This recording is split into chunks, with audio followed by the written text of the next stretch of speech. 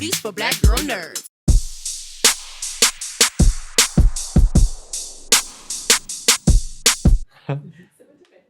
Hello. Hello, I'm Jeandra from Black Girl Nerds. Thank you so Hi, much. how you doing?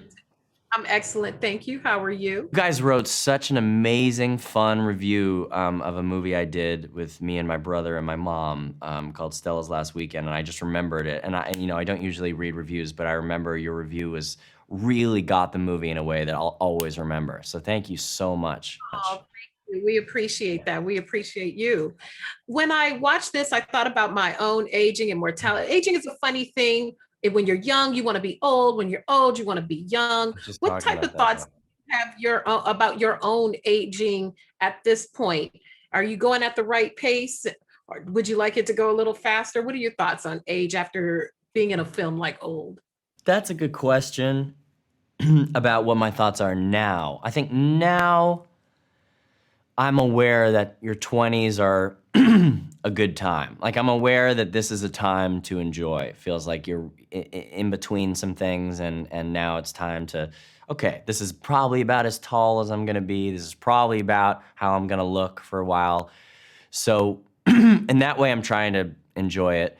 But what I'm really trying to do is accept my primal, initial personality of how I was as a kid, because I believe that, I've talked about this a lot, but I believe that we really try and stifle how we are as kids. I think we have a, and honestly, I blame a lot of adults. I feel that we try to stifle kids a lot. If you ever seen kids at a restaurant, they're adults, sit still, and it's like, that's not the natural nature of kids. I feel like I've always loved the parents who are just eating and the kids are just running around the restaurant. And, it doesn't happen very often, but I feel like to appreciate yourself at that age, because there's something really raw and honest, and your emotions are very intense and very sincere. And so I'm spending my 20s trying to reconnect with that and not stifle it and sit on it and mute it with, the bullshit of whatever society wants you to be, which is together and prim and proper and,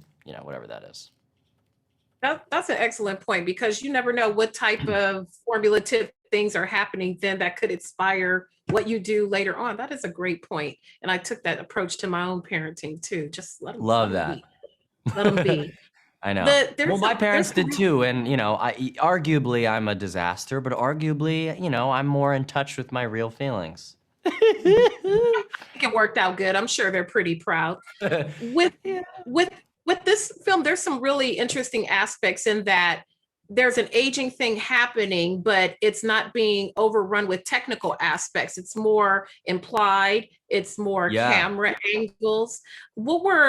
When you got a chance to see yourself as the story evolves, what were you most proud of when you got to see the finished project? That's really, really nice. I actually have not seen the movie yet. So I, have just been living the experience, and I want to wait till I see it on a big screen and have the full audience experience.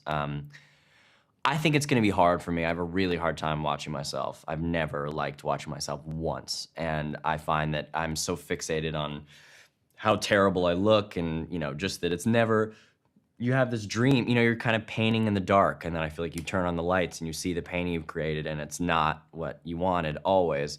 But what I'm really proud of is the other people's performances in the movie of what I've seen. Like, I just feel like seeing Eliza Scanlen's performance and Vicky and Thomason, it just seems, Rufus, it seems so rich with complexity, and you can get really focused on how you are in the moment, especially when you're playing a kid, which is all about being in the moment.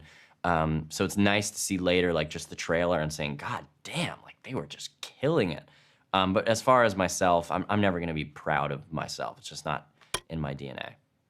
That's okay. We'll be proud for you. Thank you so much for your time. Thank you. Hi, Knight. Thank you for your time this morning. After watching the film last night, it made me think about my own immortality and my thoughts of aging. And when you decide to make a project like that, what type of thoughts do you have about your own mortality and where you are and the pace that it's going at this point in your life and career?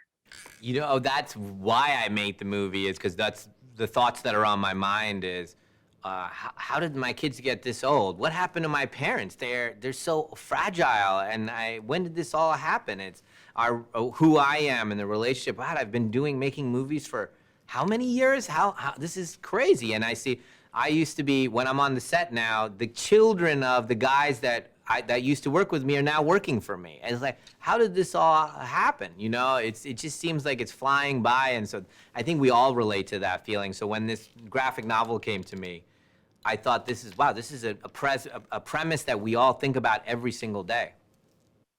Absolutely. It's the locale for this film is beautifully shot. And with that beauty comes the challenges of how to advance the story without sacrificing the landscaping. How do you go about, what is your vetting system like when you're choosing how you want to frame something like this, where the characters are going to advance in age, but you don't want to use too much technology, say, to make that happen? You know, that was critical for me, because this can't be a gimmick. This can't be, hey, come and watch XYZ actor in prosthetic makeup. That's not why to come see the movie, but the concept needs to be with you the whole time.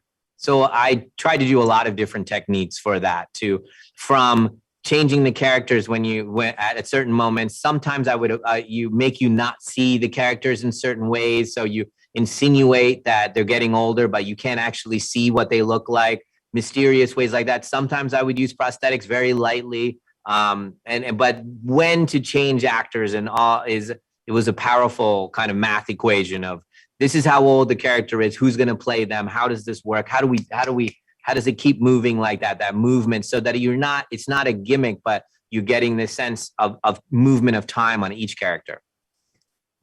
When I am going to see a film of yours, I know I have to take my real discerning eye, because you leave us like kind of breadcrumbs of what's going to happen. With this, it was harder for me to identify them, and the payoff was like, wow. It was very shocking. So are there legitimate breadcrumbs in this compared to, say, your other projects? Because it really kind of...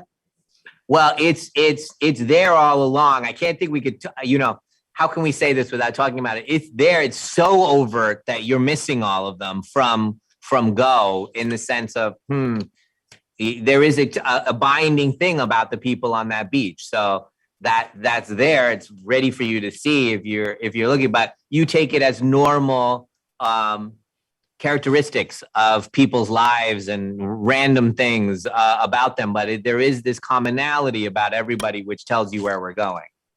I like that. Very tricky, very tricky. Thank you so much for your time. And I enjoyed seeing the reactions to the film. Thank you so much. Take care.